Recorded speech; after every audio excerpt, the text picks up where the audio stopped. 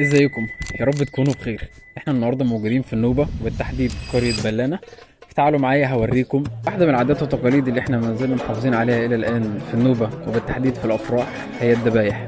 الذبايح هي زي ما انتم شايفين، بعد ما بيتم الذبيحة وتنظيفها بتتقطع لأجزاء كبيرة. بعد كده بيتم توزيعها على الشباب الموجودة بغرض تقطيعها لأجزاء صغيرة، وده بيشتغل فيه كل الشباب مع اختلاف الأعمار الهدف واحد. بعد كده بيتم تجميع اللحمة اللي اتقطعت من الشباب في نفس الوقت اللي بيكون الطباخ فيه بيجهز حاجته للطبخ، وفي انتظار اللحمة بيبقى في شباب تاني مهتمية بتجهيز الصواني والكوبايات في انتظار الشاي بلبن اللي بيتم تحضيره عن طريق السيدات. بعدها بيتم التوزيع على كل الحاضرين الكبير والصغير، وطبعا مش هننسى البسكوت عشان ده شيء اساسي مع الشاي بلبن. هنا بيتم فرش الصواني لان الشيف خلص طبخ. بعد كده بيتم توزيع العيش والشدي على الصواني عشان نشجع الشباب على الشغل. بنقول لهم ورد عليكم يا شباب، ورد والله ورد. بس قبل ما نكمل الفيديو مع بعض ما تنساش لايك والكومنت الجميل بتاعك، فولو لو مش عامل فولو، ويلا بينا نشوف باقي التحضيرات.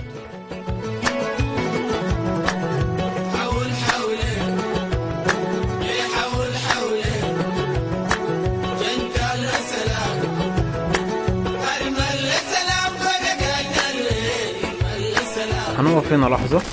اللي في ايد مدحت ده شاور، وده ليه عدة استخدامات ومن اهمها تغطية الاكل، وده ليه كذا اسم.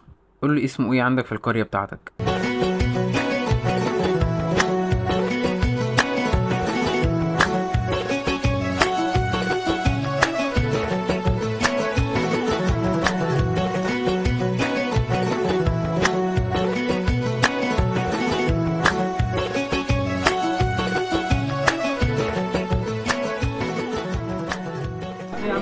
وبكده يبقى انت حضرت معانا الذبايح وتحضير الفطار، ويا رب يكون الفيديو عجبكم ومستنيكم تشوفوا كل جديد. كان معاكم قاسم النوبي. اهم حاجه تبعت الفيديو ده لاصحابك الغير نوبيين او النوبيين، وقول لي في كومنت ايه رايك في الفيديو عشان يشجعنا اعمل لك فيديوهات تاني كتير. وعايز تعرف ايه الفيديو الجاي؟